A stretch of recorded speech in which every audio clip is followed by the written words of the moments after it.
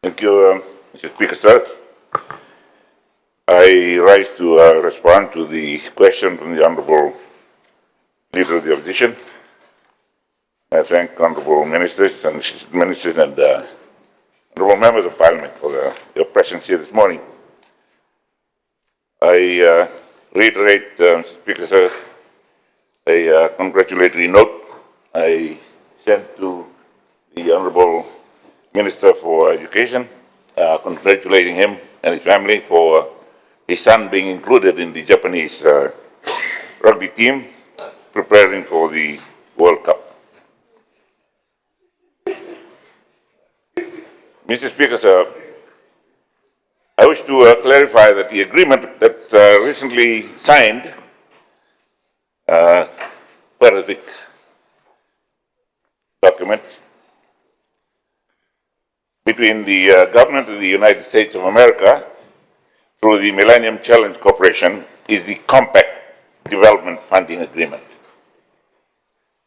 It's the funding agreement for the development of our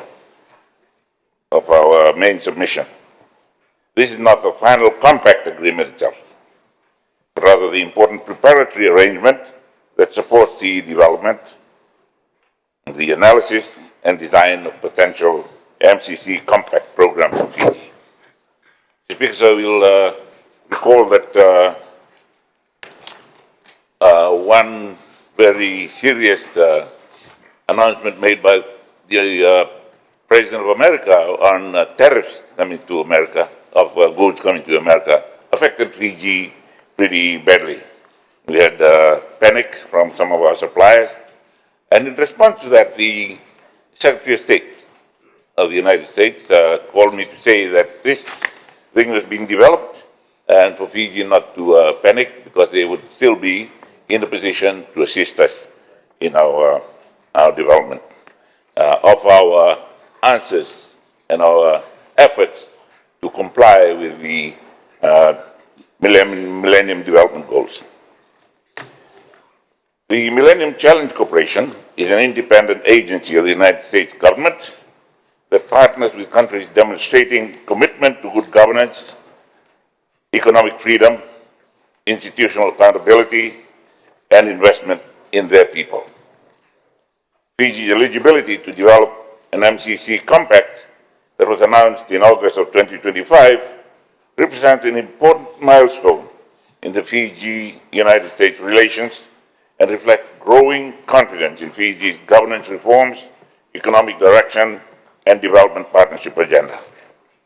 This engagement is fully aligned with government's overarching development priorities of strengthening economic resilience, improving national infrastructure, promoting private sector-led growth, creating employment opportunities, enhancing trade competitiveness, and improving the overall ease of doing businesses in Fiji.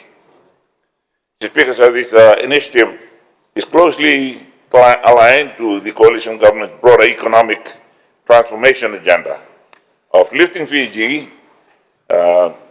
long-term growth trajectory from the historical average of approximately 3.5% to 6.5% of annual growth as part of our pathway towards achieving high-income country status by 2050. And this relates to a question that I asked the Honourable Pramila to give us time to amend the response in a written response that she asked for. Achieving that ambition, Mr. Speaker, will require sustained structural reforms across key sectors of the economy, particularly in areas that directly influence productivity, those that affect competitiveness, those that affect investment confidence, logistics efficiency, and private sector expansion. The MCC process provides Fiji with an important platform to undertake targeted evidence-based reforms that will strengthen the enabling environment for growth and allow Fiji to remain on a credible and sustainable path towards its long-term national development objectives. The Speaker, sir, this cooperation is also consistent with Fiji's foreign policy approach of maintaining constructive and respectful partnerships with all countries based on mutual respect, sovereignty, shared prosperity, and development cooperation. Fiji remains committed to engaging with international partners in ways that support our national interests, regional responsibilities, and long-term development aspirations. Speaker's Cabinet endorsed the Compact Development Funding Agreement in February of this year and approved that the Minister of Finance, Commerce and Business Development execute the agreement and any related documentation on terms and conditions cleared by the Office of the Solicitor General. The agreement was subsequently signed on the 28th of February this year between the government through the Ministry of Finance and the MCC through the U.S. Deputy Secretary of State, Christopher Landau. The agreement provides up to $12 million in grant funding to support the development and preparation of a potential compact program. Now, I wish to emphasize, Mr. Speaker, sir, that this is grant funding, not a loan facility, and therefore does not add to government debt exposure.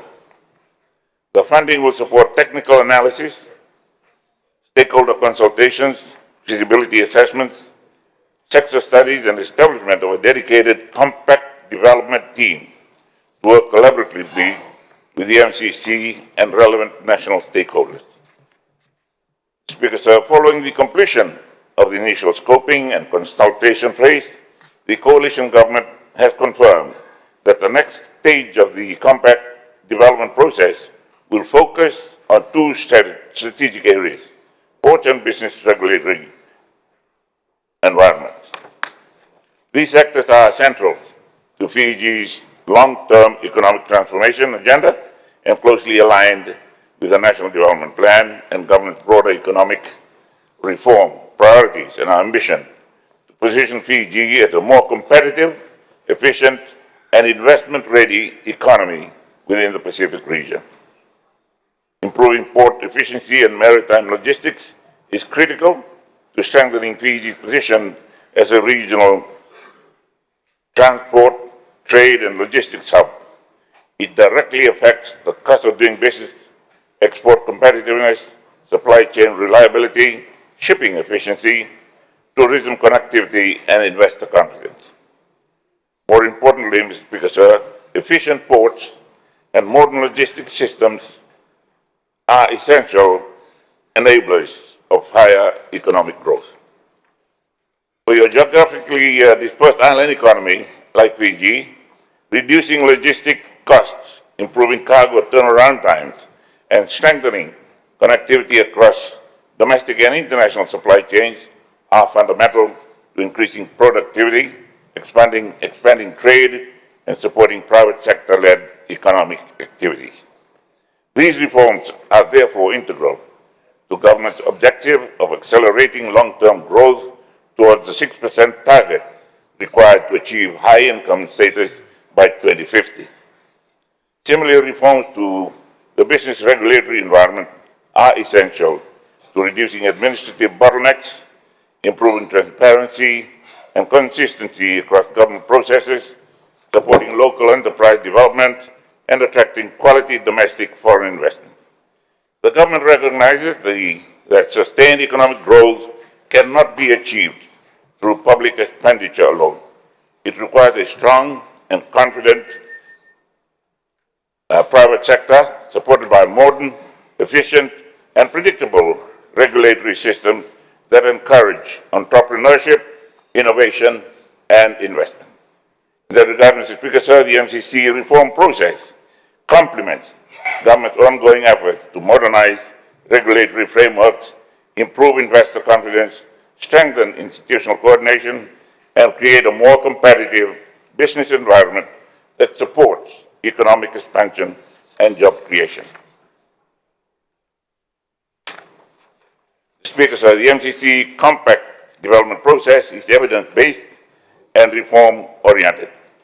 It is not simply about identifying projects for financing, rather it seeks to identify the underlying structural constraints affecting economic growth and develop targeted, practical, and sustainable solutions that can deliver long-term national benefit.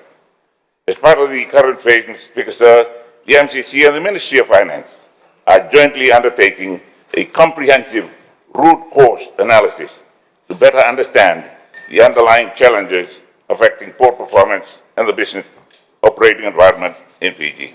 Thank you, Mr. Speaker, sir. Thank the Honourable Prime Minister for his statement. Are there supplementary